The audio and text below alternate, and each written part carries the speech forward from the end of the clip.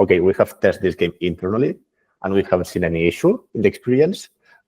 And then our message is that the message is like, yeah, but you have designed the game. You know how it works. You know how the tricks and the tips, the progress.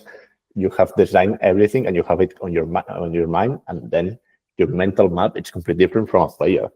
So telling me that you have tested your game and everything is working, for me, it's useless, because obviously if you don't know how your game works, then there will be a big problem. So for me, it's okay that you know how it works, but let's try to find it with the correct profile.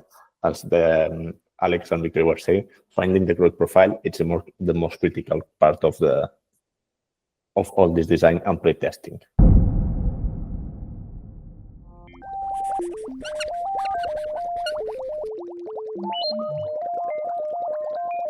Hello, everyone. Welcome back to the Game UX Alchemists. Today we have our amazing panel. How are you guys doing? Hello. Hello. Fine. Hello. Fine. Just to let you know, the guys had a very long day, but thank you for joining us today. Can't wait to speak to you.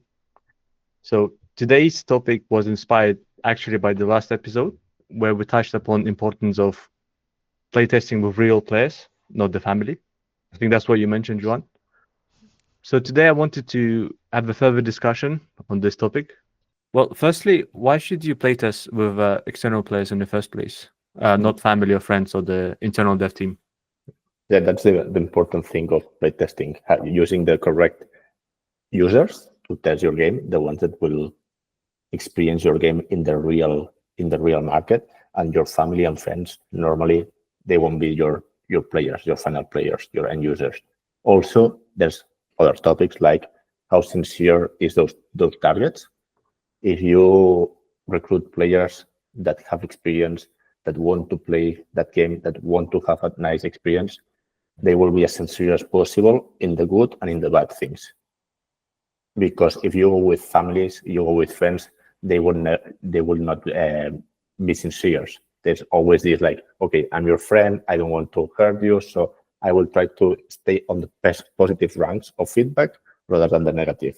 Meanwhile, someone that doesn't have any connection with you can be as transparent as possible, and also because thinking in an selfish way, it's like, okay, I'm just talking shit about your game, just giving you a very critical feedback, because that will improve my final experience and the other players' experience. So having in mind the end user, it's one of the first things that any developer should do when designing and developing a product. Okay, so in the same line that Joan was talking about, usually your friends and family are already have like a biased vision of what a game is, because you already show them what it looks like, and as he said, they don't want to hurt you, they don't want to feel you bad if they don't like anything, and they're going to just like probably tell you like positive things about the game. And whereas in the other side, when a real community of players, you can choose players that actually play that type of genders, that type of have experience with that type of genders games, and like their profile matches actually the game, and they are not familiar with you, so they can be like objective enough to tell you the good and the bad things about the game. Having this target player in mind when designing a game is as important as playtesting with this same target, as to validate that every design choice, that every player guidance strategy, that everything that designers have done is actually useful, and that players are understanding and are having fun or are interacting with the game on the way that you want. So yeah, playtesting is as important as choosing this right target. Yeah, also, I think one of the issues that, because now we have focused a lot of families and friends and players, there's also an intermediate profile that we have found many times in here in Antidote with our clients. It's like, okay, we have tested this game internally, and we haven't seen any issue in the experience.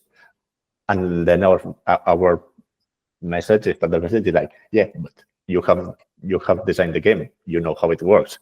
You know how the tricks and the tips, the progress. You have designed everything, and you have it on your mind, and then your mental map is completely different from a player. So telling me that you have tested your game and everything is working, for me, it's useless, because obviously if you don't know how your game works, then there will be a big problem.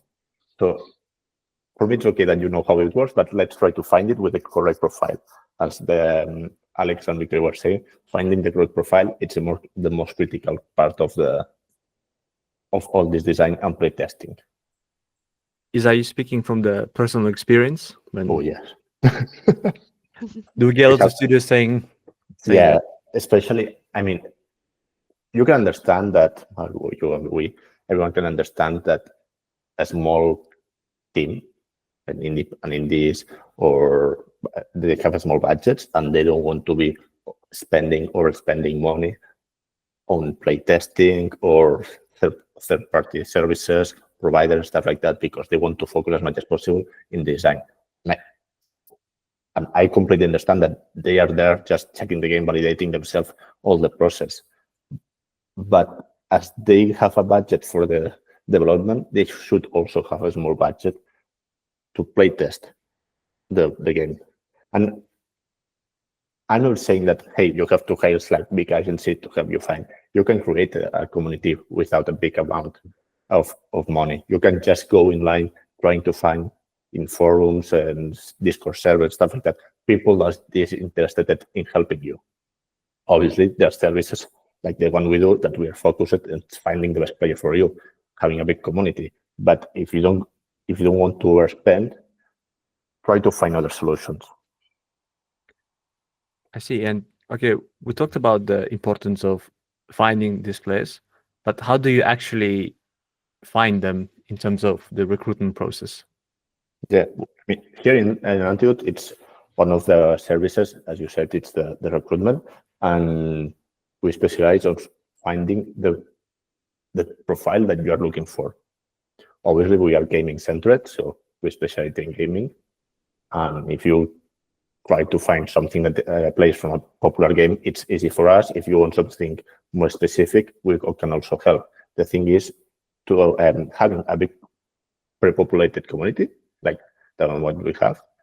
And from there, we are always growing. How do we grow that community? Organically, because players want to participate in playtesting.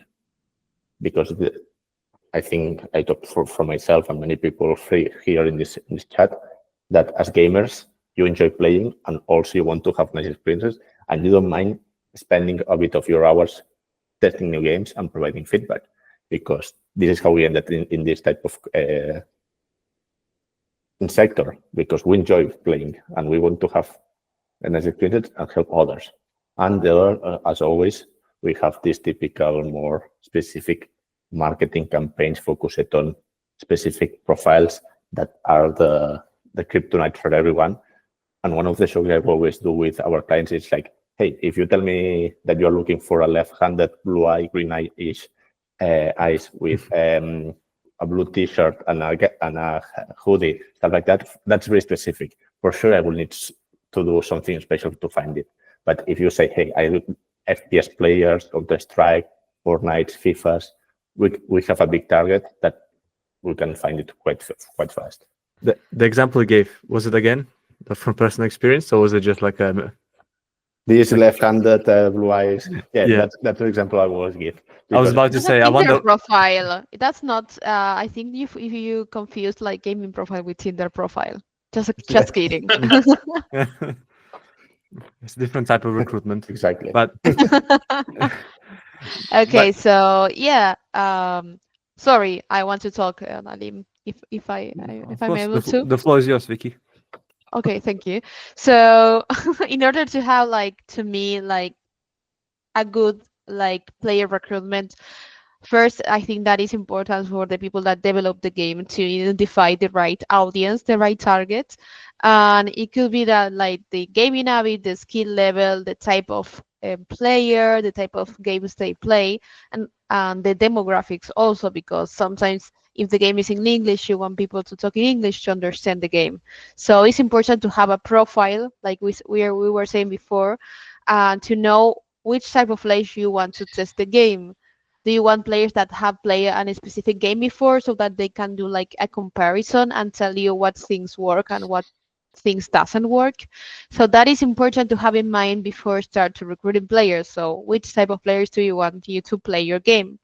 And at the end of the day, they are the players that are going to buy the game. So it's important to take their opinion seriously, because like I said, that's the people that are going to pay for the things that you develop. So yeah, that's a like one of the first points that I wanted to mention. And the second one is like, and how do you design the survey of the type of recruitment in order to recruit that like profile that you already designed? So you had to find the specific questions that you want to like include in your survey. They are going to lead you to find the right players for your test. Interesting. Actually, I had a question regarding recruitment to Alex, which I always wanted to ask myself. Of course, Alex at Antidote, he helps with our clients to select and recruit the players for the test, right, Alex? Correct me if I'm Sure, wrong. yeah. What are some like? Well, the question was going to be how you do it, but what are like particular things you look for, or the clients look for? How do we approach this whole validating and finding the right player profiles? So usually profiles come already decided. I can talk to clients sometimes and say like, hey, maybe if you widen the scope, you will find a more wide baseline of players, and the project will be done more hastily. Mm-hmm. But yeah, usually the client has a clear idea of what kind of players they want. We maybe make small suggestions to them, but it's usually up to the customer to decide what kind of player they want, and we find it. Yeah, because another thing, Alex here, he's talking about his experience. He's our expert in our Antidote platform. He provides help with all the clients that work through the platform, and we have different types of clients. One of those that have a clear idea of what they want, that they go directly, they chat with Alex, and he provides all the services there. And then there's also the ones that, hey, I want to test this game, I don't have much idea, and then they go with a different path, and we have a different recruitment that it's going with what Victoria also was commenting, all this service of having this custom journey, answering and validating the profiles, because in Antidote, when you register, we collect some of your data, like age, location, what type of friends you like, what devices do you have, for us to make it easier to contact you if you could be a potential match for a playtest. But then we have all this service that not only is to check your profile, but also to make sure that you are verified in terms of you don't lie. We have our tactics, our internal tactics, to make sure that all the information you are providing, it's true, and you are just there wanting to play test, because that's also an issue that big communities like ours and other third providers and small companies also with communities have, like, okay, how do I differentiate the player that wants to help than the player that wants to get the reward? Because that's also an issue that we can face. And we have tactics, the typical trap questions, saving and validating previous answers with new answers, stuff like that, that help us filter the results. And at the end, all these filters, the ones that have a clear profile, or the ones that have want to ask us for their help, we have a similar process. Alex also validates the internal ratings that we have, and we have also external information to make sure that the target is fulfilled correctly. it's important to know that we don't not only check before the project on the platform, we also check after the project.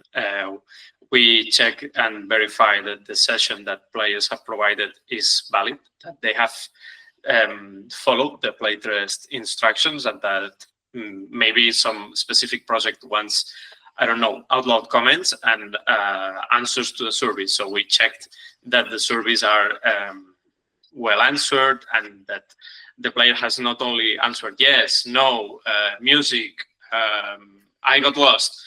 Like, we want a certain quality on our on the comments that you provide and on the answers you provide to the survey. So we also check that.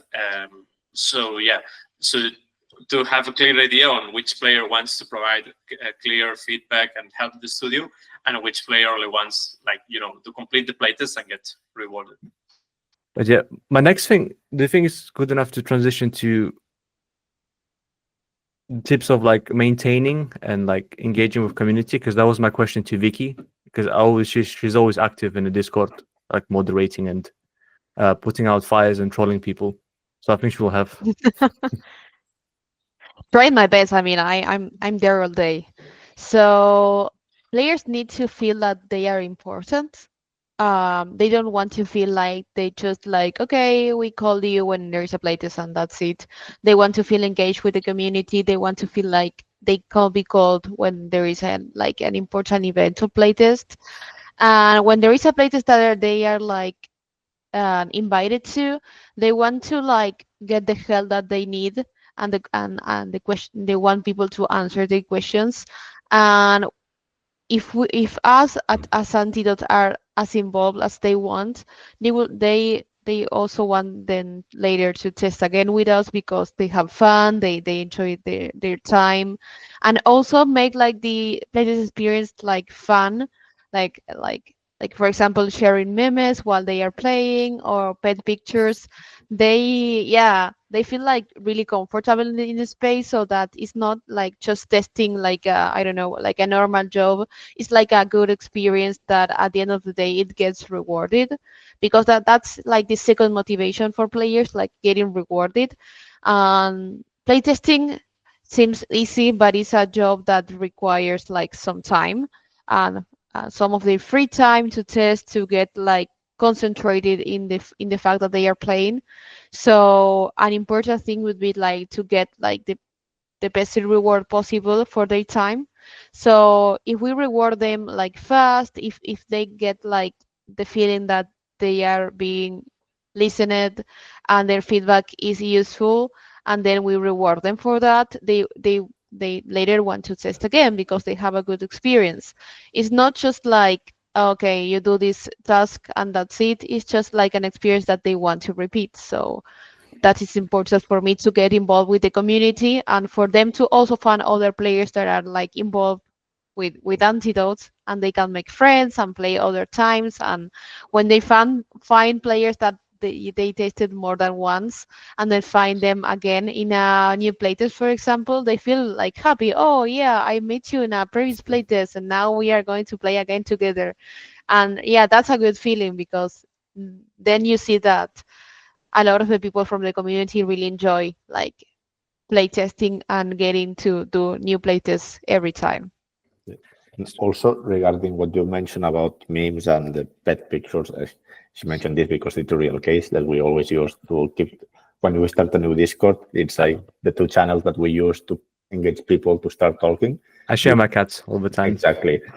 Everyone shares their pets, because initially it's like, okay, we created the Discord. Hey, hello, thank you for joining. Silence. We start the playtest. People is a bit more or less shy, but if you give them like a human situation, like, hey, we are here because we have to playtest, but we are still us. It's Alex, it's Victoria, it's Alim, it's me. That we are people. We like playing, we like pets, we like talking about food, and we have this connection with them. It's easier for them to feel more relaxed, to be able to open, and not only in Discord. This will apply for any activity that involves the players, to find this human connection with them, to be able to relax, to find a more common ground, to be on the same side and not like a company that uses players. So that's the really important thing, especially because players do not have a play test each week, each day. Sometimes it can be that we have multiple stress tests and stuff like that are more continuous, that don't require so much of feedback. It's more like users connected, and other times more playtests that this can take months to be selected for one to another playtest. So between these playtests, as Victoria you mentioned, there you have to keep them there, because if not, it's like, okay, I sign on to Antidote, I do a playtest, and then 8 months silence. Obviously, if I receive an email, I won't answer it, because that's a typical humans how we work. If you ignore me, I will ignore you. But if you give me something, as she said, activities, a community to talk with similar profiles as mine, I will be more open to be participating again. And this is all something that we have been trying in Antidote, that we have been doing, like growing our communities and offering them events, not only for clients, but also internal events that we organize with players, to have them active and be involved with Antidote. So they are part of Antidote. It's not like, okay, I participated, that's all. And that's important of having them engaged, because if not, you will lose them. And the extra part also, it's economical, that if you spend some money doing campaigns, finding players, you use them one time and then you lose them, next time that you need their profile, you will have to pay again. If you keep them engaged, it will be more cheaper next time. Yeah, we are not visionary to do that every time, so we prefer to like have like a honest and trustworthy community.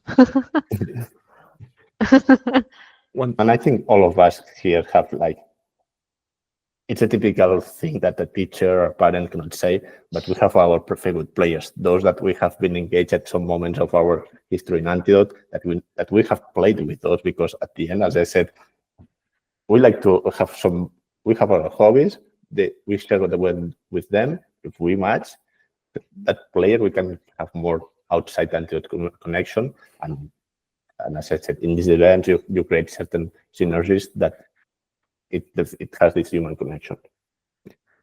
Yeah, I noticed that when I get bored from time to time, I visit our Discord server, and I always see like the few players who don't not only like participate, but they also help other players within the community, right?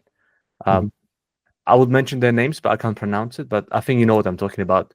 Few people who engage, interact with the new users. If somebody needs help, they engage as well. So I think it's like one of the like real life evidence. Because people at the end, many of these players, it's become natural for them to be helpers, and they are providing this, let's call it, service, and they guide the new players, stuff like that.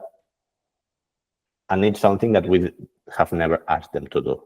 It's like that we have a community, we moderate it, we want to make sure that everyone has all the information, but seeing, as you said, that they start helping each other, they organize. And sometimes I was surprised some weeks ago that I log in and there was a group of 5-6 players in the group chat playing all together. And I was like, hey, since when are you playing? Oh no, because we met, as the example Victoria was saying, oh, we met in Playtest 1 month ago, and now we've played once a week all together. Nice. Oh, that's great.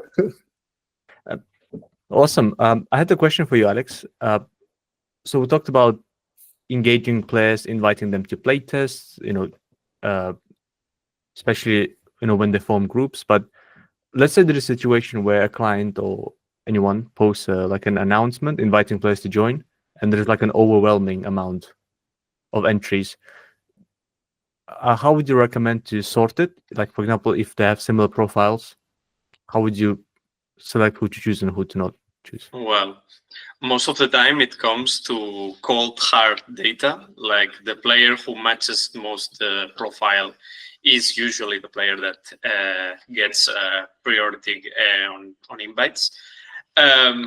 but when the players are on similar levels, we try to keep a balance between new players and between experienced players. We try to give everyone an equal chance on playing and on being part of the playtesting project. And I don't think there's much more to it. It's mostly fitting as close as possibly the demographics that the project has. Costa mentioned earlier like a ranking system or level system earlier on. I know it's something that we have at Antidote, but is it like a system that helps us to differentiate players? Yes. We have like a sort of leveling up system where the more you playtest games, the more experience you gain and the more levels you go up by. So we know that you are a more quote unquote reliable player, but we also want to encourage new players. So we try to keep a balance between experienced players, which we know will probably do the playtest right and follow the instructions perfectly, but we also give this opportunity to new players to sort of prove themselves and to give them the chance to level up and to become also veteran players. Yeah, and also, I think Alex has mentioned the positive part. Just to keep it balanced, there's also some actions that reduce your level. For example, if you have been assigned to a project for many times and you have not participated or you have not logged in many times, it's something that can affect your ranking. So it runs down, and then we can track from there. Okay, maybe you have been active in 2022, but nowadays you are not longer active. So this ranking has been going down for these years. And now you may not be selected so many times as you were in 2022, to say something. Yeah, this is, as Alex said, to keep a balance of everyone has a chance to participate.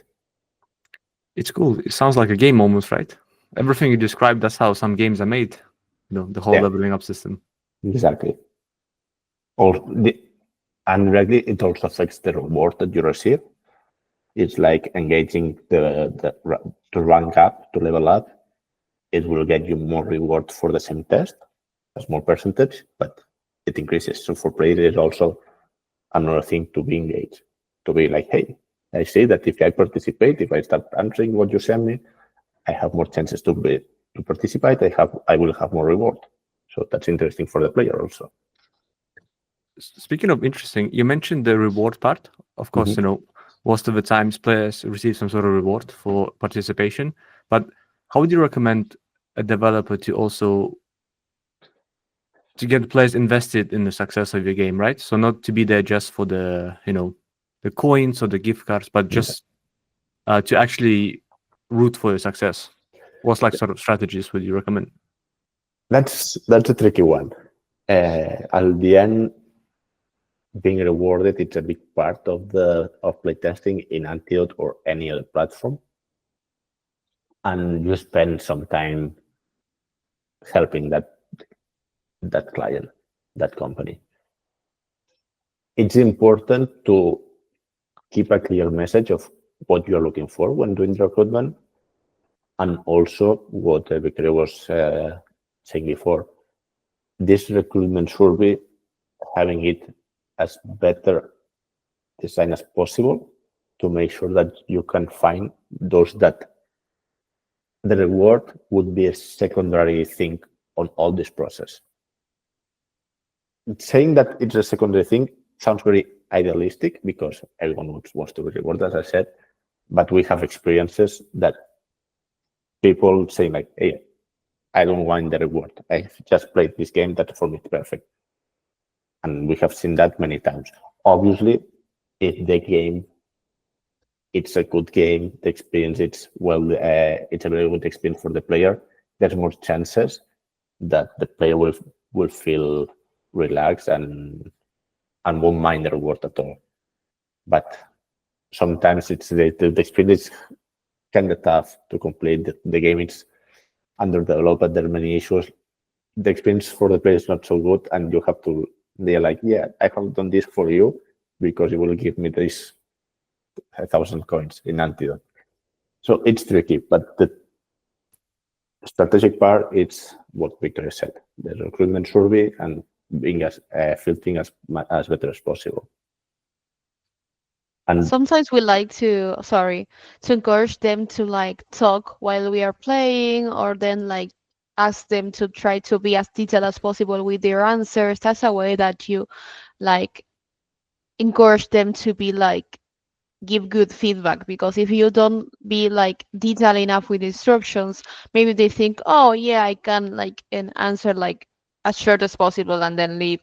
But when you say, okay, like try to talk while you play, or try to like I don't know, if they have face recording, maybe like do like faces, or to encourage players to be as detailed as possible with their answers, to give like an honest feedback. And this is also like a job of us to try to make them to try to be as engaged as possible with the playtest. But at the end of the day, it all depends on the profile. You may like do a lot of instructions, but they don't hear you. But sometimes whenever you are like clear what with instructions, like the more clear you are, the best answers you get. And of course, as Joan said, if the game is something that they are like hyped about, or like they are amazed by, they are mostly going to be like more excited when they are playing, and they are going to give better answers. But sometimes there are players that they are not enjoying their experience, so they don't want to give like good answers. Of course, and giving a reward will make them to be more engaged with the playtest. But at the end of the day, it depends on the player itself. Sometimes they are more engaged and give best feedback, and sometimes they are not so engaged and they don't give good feedback.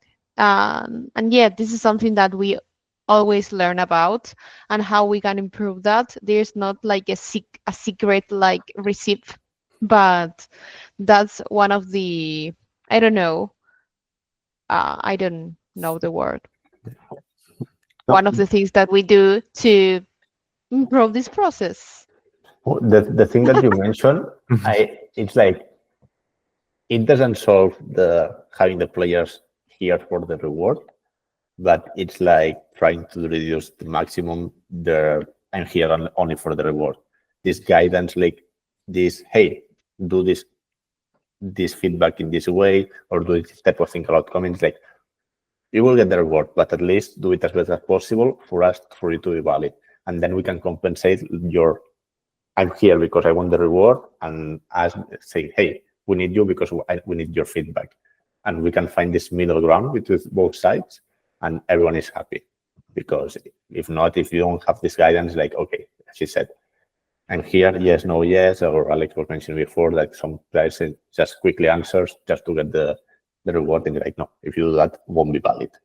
You will get the reward if you have minimum feedback in quality terms.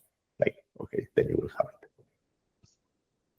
I was part of the stress test that we did recently, and of course it was quite hectic, a lot of players communicating, and I kept seeing Victoria just keeping conversations going, just midway say, how you guys feeling, or what do you think, which just exploded the conversation, in the announcements, like strategic placements, which it just showed me the importance that shouldn't be just a playtest, right? And you just leave all the players alone. That you should, what you guys been discussing, guide them, help them, give instructions. And correct me if I'm wrong, it wasn't very reward focused, right? The tech test, but it still created a lot of engagement between players, right? Yeah, as you said, like the most important thing is like, even though there is a reward, most always on playtest, the I think that the most valuable thing is like being connected to players, and also get connected like with each other. And moderating playtest is really crucial and important, because when you are involved, you are making sure that everything goes well. Because sometimes if they let them alone to do all things they need to like start guessing if they are doing correctly or incorrectly. And when you're guiding them, it's easier for them to know what to do and to get the right feedback and to get have the great insight for them, for the client and or the gaming companies, to do like the improvements that they need. So yeah, so moderating is a crucial part when you're like doing a playtest. And yeah, asking questions is also fun, because sometimes they are like just like playing and they want like to share their feedback while they're playing and to get like other responses from other players and find some things that they found in common. So yeah, asking questions make them feel more engaged. But yeah, at the end of the day, like whenever you give them instructions or like help them with support, and the important thing is being there for them and them to feel connected with Antidote and with the other players, so that the experience is not just like, as I said before, playing and leave and that's it. It's just like a thing that is rewarding to them. And you have just mentioned one thing that it's really interesting, that many people is not aware. It's the thing that players can talk to each other and discuss and debate. Here, parentheses, we always regulate when, no, parentheses, I mean that we regulate when can they talk and we cannot talk. There are some tests that it's like, you have your experience, others have others, don't share any content, not spoil, but any times we let them talk with moderation about the game, their experience, and you can see there a debate of different opinions, of different approaches, what they like, what this is like, and you have like a natural behavior focus group. I would like this parenthesis, these comillas in the focus group, because it's not a focus group, because it's a different type of methodologies. But you can already see results of their opinions, of behaviors, of common things of different profiles, what also different point of view. It's a really interesting thing that for clients, many times don't see it value, the value there, but there's a lot of value, because more natural than that, you won't find anything. And they provide a really good feedback. And many times what we do at the end is just extract this Discord channel, what they have been doing, and we use it also for the report or for the analysis, or to send it to the client. Because maybe in the report and the final survey, as you ask certain things, and sometimes we participate in the design, or sometimes it's more than the client side, it's very focused to one mechanic, one part of the game, but then you have another debate of another different point topic that the client wasn't aware or didn't playtest yet, and they can already get results from that. So that's a very important community. Sorry, Alex. No, I was going to provide an example of this. I recently did a playtest on an RPG game, and it was really interesting when every player already participated, and not to bias one another. I opened a new text chat, and it was like a post-game discussion, like, okay, you all guys played the game, and you all answered your survey, so no pressure. You can share it here, your thoughts, your experience. You can debate with one another, and it's just like a nice bonus to have with an engaged and an active community, that you can talk to them, and it's really, and the client was really happy to have like this extra, like, information from the players. Like, I'm not really sure where I'm going with this. I just provided an example. But yeah, the client was really happy to get this kind of information, and they said it was interesting and useful. But also, I think that's where I was going to go. But for players, it's also interesting, because they are more engaged with the playtest. It's not like I'm just doing the playtest and that's all. It's what we have been mentioning. They have another thing to engage, not only with Antidote in this case, but the game itself. and they want to be part of it. And it's like, I'm enjoying this game, I can be active here, and they feel that they bring more to the table than just fulfilling 1 hour of playing. And that's something that especially hardcore players really enjoy doing, that to be there, like providing all the feedback they can, to feel they are being listened and that they have a voice. It's one of what they are looking for when they sign up and participate in this type of playtests. Another personal question I had, when you guys do an announcement on our Discord, you and Victoria, you always generate a lot of hype, and by a lot of hype I mean a lot of emojis, a lot of reactions, a lot of messages from players. Do you have like a certain structure or template or approach you do to do that? We have a mix. We have a structure of what information have to be shared. If it's a new playtest, the duration, the device, the genre, the reward, stuff like that. We have like a template for this content, but there's two things that are really important. That it's not trying to avoid generic Discord accounts or bots and use them for more personal accounts, so they can see that it's Vicky or it's Alex or it's me, that, hey, we have this new thing. I'm trying to find players who want to participate. And also, each of us have like this final signature or some topics that each of us prefer to talk, and we have engaged with the community in this type of topics. For example, Victoria was saying the pet ones, it's something that it's very useful to engage with people, like, hey, I have this one, and let's talk about that, and let's talk about cats. And you have this conversation of people coming, answering your survey, and then posting something, because, as we said, you create the professional connection to say some way that it's, I want you to read the content of the playtest and sign up, and then I have the human connection, like, okay, I'm not just here spamming you. I'm Joan, and I want to talk with you. I'm not Antidote, I'm Joan. So this is the difference between having this engagement, and this is something that we have seen in the past when we were using our generic Discord accounts. The hype, as you said, it was much less than when we used our personal accounts from Antidote, really. From the pizza guy. Exactly. I think Joan said it very clear.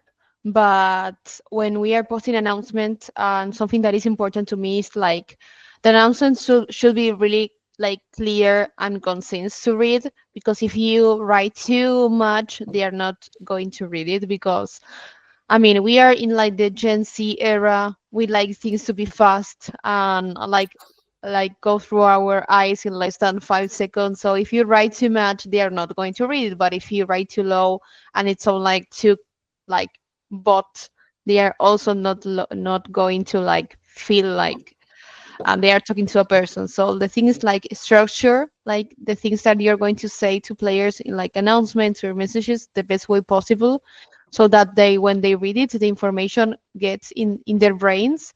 But also like don't make it too serious, like make it a little bit of like with a twist, with something like funny, so they feel like they are talking to a friend and not to like a person, like a boss.